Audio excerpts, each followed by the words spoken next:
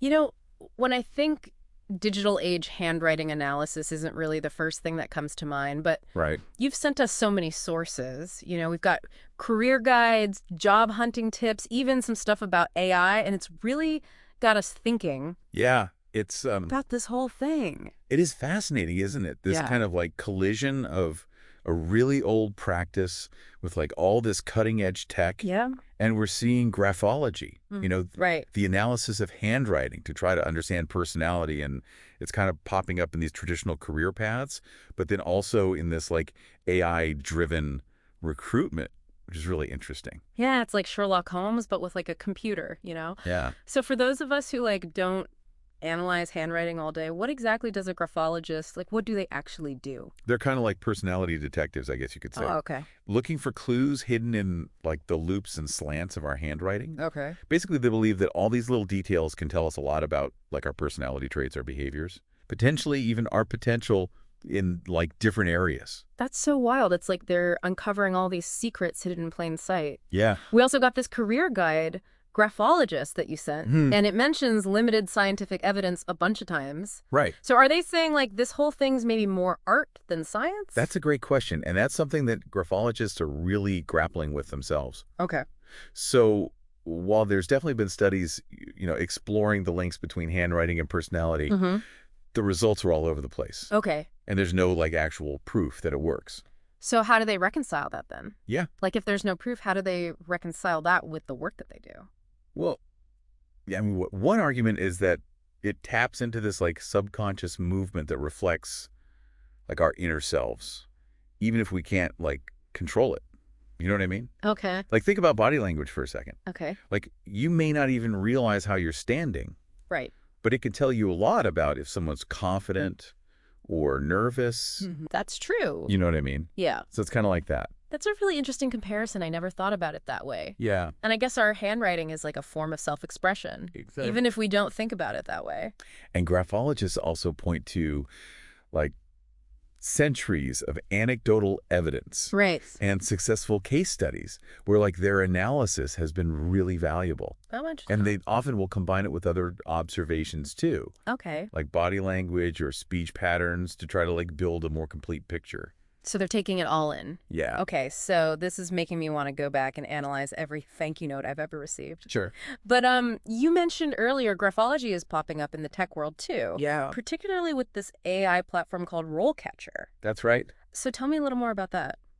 That's really interesting because RoleCatcher isn't actually analyzing handwriting at all. Okay. It's using AI to help job seekers write like better resumes and cover letters. Yeah. So instead of judging your personality from your handwriting, it's helping you tailor your digital persona to like appeal to these employers. Exactly. Wow. It analyzes what skills employers are looking for, and then it helps the candidates show off their experience Yeah.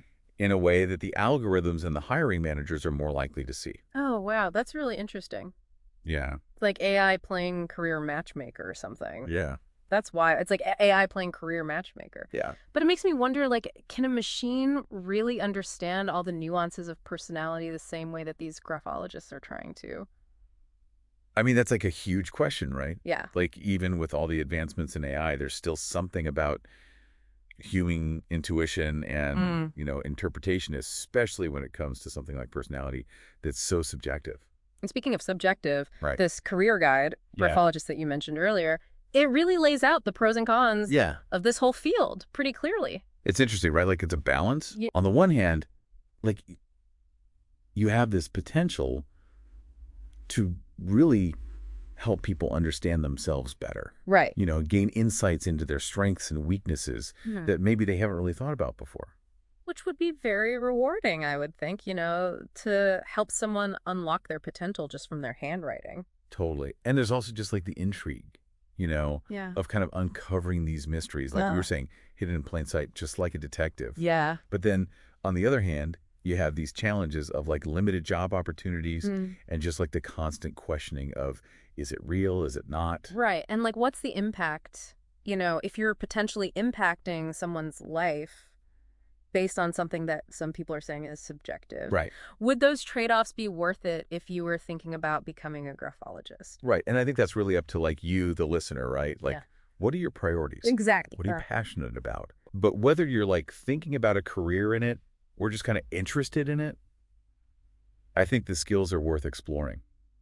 You're right, because the career guide listed all these different skills for graphologists, Yeah. like reading comprehension, active listening psychology. And even like law enforcement stuff. Yeah, I was going to say, it's not just like neat handwriting or something. Totally. And that's what makes it, I think, really relevant today. Oh, okay. Is that even though it's this old practice, graphologists really have to be adaptable and constantly kind of like learning and evolving their techniques as like communication changes. So how does that work then with like law enforcement? How does that come into play with being a graphologist? That seems like a whole other world. Yeah, it's interesting. This is very interesting. So like they might be called upon to authenticate a signature for like legal documents. Okay. Or like analyze handwriting in fraud cases. Oh, what? Or even help to profile a suspect, you know, Based on their writing. based on their writing style. Yeah. Wow, that's incredible. It's interesting stuff. It's like they're using all these seemingly unrelated skills, but they're piecing together like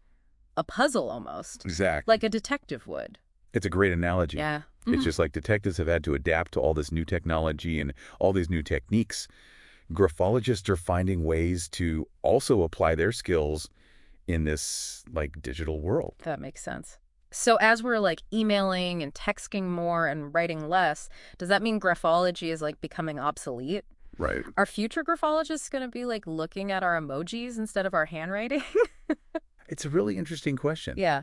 You know, as technology changes, the tools and the techniques of graphology will probably have to change too. Okay. But the heart of it, Yeah. you know, this idea that like how we communicate can tell us something about who we are that's not going to go away. That's true. Yeah. You know? Yeah. Like it's still the same idea. That's a good point. Whether it's a handwritten note or like a tweet, we're always like leaving a little bit of ourselves behind. Totally. And just like a graphologist might look at like how hard you're pressing on the pen or the slant of a letter, future analysts are going to be looking at like what words we choose, Okay. what emojis we use, Right. maybe even the time of day we send an email. Oh, that's interesting. Yeah. Well, that's Like the digital world is becoming one giant handwriting sample. right. It's just waiting to be like Totally. deciphered. And that's like, we're back to you, listener, right? Like we've gone through this whole world of graphology. Yeah, it's been fascinating. You know, we talked about like what it could do, maybe what it can't do, like the future of it, all this stuff. Yeah, from like analyzing handwriting to AI writing resumes for us. Right. It's really been a deep dive. It has. We've covered a lot of ground here, but before we go, we want to leave everyone with one final thought to kind of think about. You know, if handwriting really is like a window into our soul, like some people think, Yeah. what happens when we stop writing as much? You know? Does our digital footprint become like the new thing to analyze? It's a good question. You know? Yeah. That's what I'm wondering. It really is a good question. Like, what does that mean for us in this like Right. digital age? Exactly. Well, that's all the time we have for today, but thank you so much for joining us on this fascinating exploration. And until next time, keep those minds curious and those pens or I guess keyboards moving